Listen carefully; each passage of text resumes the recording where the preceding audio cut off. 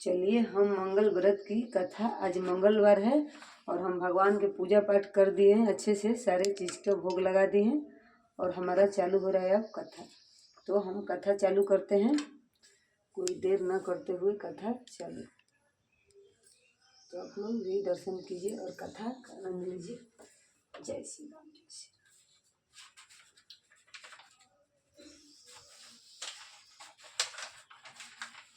अभिमन्यु का पुत्र प्रचित महाभारत के भीषण युद्ध के पश्चात इंद्र सिंहासन पर बैठा। वह ऋषि मुनियों और महर्षियों का विद्वानों को बहुत सम्मान करता था।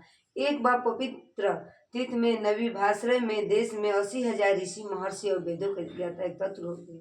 उस तीर्थ में महाराज प्रसिद्ध जी ने श्री वेद के ज्ञाता श्री सूर्य से पूछा, हे वेदों के ज्ञाता, हे महर्षि, अब तक मेरी प्रजा आपके धर्मवचन से लाभित होते रहे, अब मुझ पर अनुकंपा करते हुए ऐसी व्रत की कथा के विषय में बताए जिससे रखने और कथा सुनने से समस्त प्रजा की कल्याण हो, उन्हें शारीरिक कष्टों का निवारण हो, उन्हें साथ साथ पुत्र के भी प्राप्ति हो, सुख संपत्ति का भी लाभ हो। आप तो जानते हैं कि कलयुग में मानव को आयु अधिक नहीं रही है। फिर ऐसी स्थिति में रोग विकार निर्धनता जीवन यापन करते हुए मनुष्य रोग विकार कष्ट पीड़ित से मृत्यु से शोक और अपनी मृत्यु से भय से मुक्त होकर मोक्ष कैसे प्राप्त करे। महाराज जी ने श्री सूर्य जी से प्रश्न मन मुस्कुराते हुए बोले, हे उपस्थित महर्षि, हे महाराज, अपनी प्रजा के कल्याण के लिए आपने अति उत्तम प्रश्न पूछा है।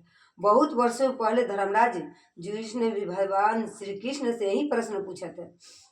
भगवान श्री कृष्ण ने युधिष्ठिर को जो उत्तर दिया था मैं आपके सामने दोहराता हूँ। युधिष्ठिर का प्रश्न सुनकर श्री कृष्ण जी बोले थे, धर्मराज, मैं ऐसे व्रत के विषय के बारे में बताते हैं जिसके रखने में कथा सुनने से मानव को किसी प्रकार का रोग नहीं रहता है, उसे दुखों का निवारण होता है, उसे पुत्र की प्राप्ति होता है। ग्रंथों में लिखा गया है कि पुत्र के बिना किसी भी पुरुष को स्वर्ग नहीं मिलता है, पुत्र के बिना कोई पुरुष पितृ ऋण से मुक्ति नहीं पाता है। इसलिए हे धर्मराज, ध्यान लगा के मेरी बात सुने। धर्मराज युधिष्ठिर ज्येष्ठ कुंती पुत्र, मैं प्राचीन कथा सुना रहा हूँ। प्राचीन काल में कुंडापुर नगर में धन धान्य से परिपूर्ण नंदा नामक एक महाबुद्धिमान ब्राह्मण रहता था। वह लोगों का ज्ञान देता था। उसकी पत्नी सुनंदा अत्यंत सुंदर एवं पतिव्रता स्त्री थी। ब्राह्मण की पत्नी सुनंदा भगवान की परम भक्ति प्रतिदिन सूर्योदय से पूर्व उठकर स्नान ध्यान कर प्रत्येक मंगलवार व्रत रखती थी। मंगलवार को वह हनुमान जी की पूजा करती थी। भोजन बना के पहले उन्हें भोग लगाती थी, उसके बाद स्वयं भोजन करती थी। सुनंदा वर्षों से पहले हनुमान जी की पूजा करती थी, लेकिन अभी तक उसके गोद सुनी थी। सुनंदा और उसके पति संतान के लिए बहुत ही चिंतित थे। मंगल व्रत रखने एवं कथा सुनने के बाद सुनंदा हनुमान जी से संतान प्राप्ति के वर मांगा किया करती थी। एक बार सुनंदा गिरकाज के अधिक व्यस्त होने के कारण हनुमान जी को भोग लगाना भूल गई और उसे जब हनुमान जी को भोग लगाने का याद आया तब तक बहुत ही देर हो चुकी थी। उसे अपनी भूल की बहुत पछतावा हुआ। परिचित के रूप में उसने कुछ नहीं खाया और मन ही मन संकल्प किया कि जब तक अगले मंगलवार तो व्रत उपासना नहीं कर लेगी वह भोजन नहीं करेगी। सुनंदा पहले की तरह गिरकाज सभी कार्य करती रही, अपने पति को भोजन कराती, घर की सफाई कर लेती, लेकिन स्वयं भोजन नहीं करती। इस प्रकार सप्ताह में तक भूखी से पीड़ित रहकर सुनंदा किसी तरह पुनः मंगलवार को व्रत रखा। भोजन बनाकर हनुमान जी को भोग लगाए, लेकिन अत्यंत दुर्बलता के कारण बेहोश होकर गिर पड़ी। सुनंदा की भक्ति भावना से प्रसन्न होकर हनुमान जी साक्षात दर्शन दिए और बोले, सुनंदा, तुम्हारी भक्ति भावना से अति प्रसन्न हो, तुम मुझसे कोई भी वर मांग सकती। सुनंदा ने हनुमान जी को प्रणाम करते हुए कहा, हे महावीर, आपके आशीर्वाद से मेरे पास धन धान्य की कोई कमी नहीं, लेकिन मेरी कोई संतान नहीं। भगवान कृपया मुझे संतान प्राप्ति का वर दे। सुनंदा की व्यवस्था सुनकर हनुमान जी ने कहा, तथास्तु, तेरी मनोकामना मेरी आशीर्वाद से अवश्य पूर्ण होगी। तेरे घर में एक सुकन्या जन्म लेगी, वह इतना सौभाग्यशाली होगी कि उसे अष्टांग से तुम्हारे घर आंगन स्वर्ण से भर जाएगा। यह कहकर हनुमान जी अदृश्य हो गए और सुनंदा आनंदित होते हुए पति के पास गई, सारी बात बतलाई। लेकिन स्वर्ण कन्या का जन्म मिलने से ब्राह्मण थोड़ा चिंतित अवश्य हुआ, लेकिन स्वर्ण मिलने की आकांक्षा ने इस चिंता को कम कर दिया। हनुमान जी के वरदान से सुनंदा शीघ्र गर्भवती हुई और 10वें मास में आरंभ में एक सुंदर कन्या जन्म दिया। ब्राह्मण नंदा को अपनी कन्या का नाम रक्तबाला स्वर्णलता रखा, क्योंकि उसे जन्म के साथ ही ब्राह्मण को प्रतिदिन स्वर्ण देना आरंभ कर दिया था। कुछ ही समय में नंदा के घर आंगन स्वर्ण से भर गया। उधर सूर्य की चंद्रमा की तरह जल्दी ही पूर्णिमा का चांद बनकर किरणों से उजियारा करने लगी। 12 स्वर्णलता का आयु 12 वर्ष होते ही अपने पति से विवाह करने के लिए सुनंदा ने आग्रह करने लगी, पर नंदा कुछ और ही सोच रहा था। यह सोच में डूबा हुआ था कि स्वर्णलता चली जाएगी तो उसके पास स्वर्ण कहाँ से आएगा। कुछ सोचकर अपनी पत्नी से कहा, हे प्रिय, अभी स्वर्णलता विवाह योग्य नहीं हुई, अतः वर खोजने के लिए कहीं जाना उचित नहीं है।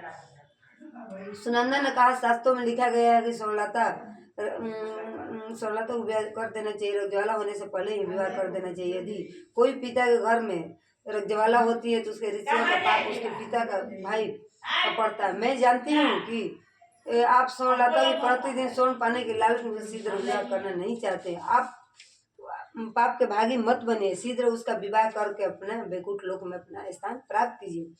विवश होकर नंदन ने कहा, अच्छा भगवान, मैं कल ही अपने कुछ सेवकों को सुयोग्य वर ढूंढने के लिए आज्ञा देता हूँ। अगले ही दिन नंदन ने अपने सेवकों को विभिन्न नगरों में भेज दिया। कुछ ही दिनों में सेवकों ने कुशलपुर एक सुंदर लड़के को देखा। ब्राह्मण परिवार उस शिक्षित लड़का का नाम सोमेश्वर था।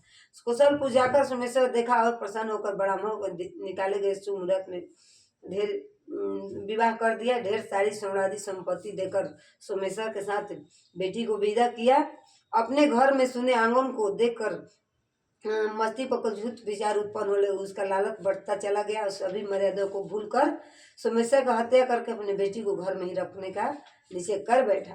अपने घर को स्वर्ण भरने के लालच में अंधा बन गया था। उसने तुरंत ही सेवकों को भेजकर सोमेश्वर का हत्या करा दी। सोमेश्वर की हत्या के बाद नंदन ने अपनी बेटी को घर लौटने के लिए कहा तो स्वर्णलता ने बोली, पिताश्री, आपने मुझे जन्म दिया, फिर मेरा विवाह किया, मुझे विदा किया। एक विवाहित लड़की के लिए उसका पति घर ही सर्वश्रेष्ठ है।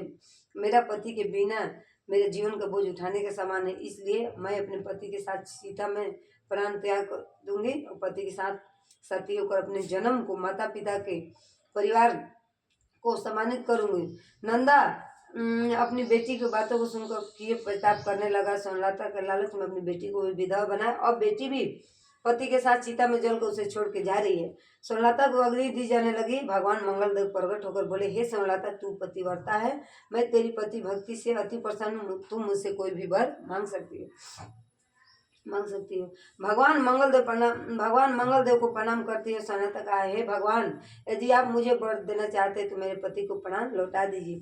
भगवान मंगलदेव तुरंत सोमेश्वर को जीवित करके कहा, स्वर्णलता, तेरा सुहाग सदा बना रहेगा, तू पति की सेवा करती है, स्वर्ण को प्राप्त करोगी। अब तू दूसरा वर मांग, मैं तेरी इच्छा पूर्ण करूंगा। स्वर्णलता ने कहा, नवग्रह के समय में अद्भुत भगवान, आप दूसरा मुझे यह वर दीजिए कि जो भी पुरुष स्त्री आपका व्रत रखे, लाल चंदन लाल पुष्प आपकी पूजा करके आपका वस्त्र आभरण पहना है, आप उसे रोग विकार दुख को नष्ट करके उसे धन संपत्ति से परिपूर्ण कर दे, उसे साथ ही उसे मृत्यु से भय से मुक्त करके पुत्र प्राप्ति के वर दे। आपका व्रत रखने वाली स्त्री कभी विधवा न हो। भगवान मंगलदेव तथास्तु मुस्कुराते हुए बोले, तथास्तु, और फिर अंतर्ध्यान हो गए। श्री कृष्ण जी को कथा सुनाते हुए कहा, हे धर्मराज, मैं भगवान मंगल व्रत के जो भी स्त्री पुरुष श्रवण करेगा वह बैकुंठ लोक में स्थान प्राप्त करेगा, जन्म चक्र से मुक्ति पाएगा। मंगल व्रत उसके पुत्र की प्राप्ति होगी और जीवन में धन संपत्ति का कोई अभाव नहीं रहेगा। श्री कृष्ण इस प्रकार भगवान श्री कृष्ण ने धर्मराज जी को मंगल व्रत कथा का महत्व सुनाया था। भगवान महाराज परीक्षित और ऋषि मुनियों मंगल व्रत की कथा सुनकर श्री जी मौन हो गए। तो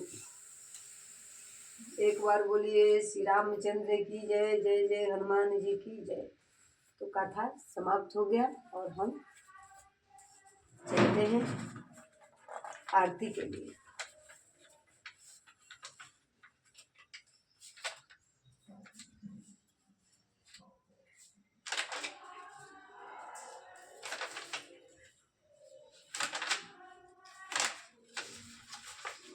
को नहीं जानत है जग में कपि संकट मोचन नमति हर कपि संकट मोचन नमति हर हाथ ब्रज ध्वज विराजे कांधे मूंज जने उजाजे संबर सुमन के संनंदन तेज प्रताप महान लाल माता लाल डोनैना पर्वत संभार जैना काल काल युध किलकारी देश उजारे पूजा पाए रामदूत तुलित बलधामा अंजनी पूत पवन सुतनाम महावीर विक्रम बजरंगी कुंती निवारण समुद्री संगी भूमिपुत्र पंचन बरसारे राजपथ देश दिखलाए सतु पति पति मणि डाले बंधन व्यक्ति न्याय आपके सपना से ताके सब सुख ले तुम्हारी शरणा तुम रक्षक डरना आप तुम्हारे वजन संभाल संसारा दया करो सुख दुखिया पार राधम कामों को धंधा तुम्हारे परितोष जब खंडा पवन पुत धरती के टूटान जो मिल कर करो बुधारम काली संगत आवे चरण कमल में शीश नावे दलित दान चिंता था कर दुख संपन्न विनाशा सतु करण चरण के तेरे तुम स्वामी हम सेवक तेरे विद्या हरण मंगल देवांकार करो यह देवा मुक्ति भक्ता बिनती नहीं मोरी देव माधन लाख कटोरी की हनुमान की जारत हनुमंत नहीं सदाई होई मनोत विदंत नहीं जो तमेव माता च पिता तमेव तमेव बन्धु च सखा तमेव तमेव विद्या द्रव्यं तमेव तमेव सर्वं मम देव देव। हे प्रभु तो कथा समाप्त हुई। तब तक से सभी को जय श्री राम जय श्री राम।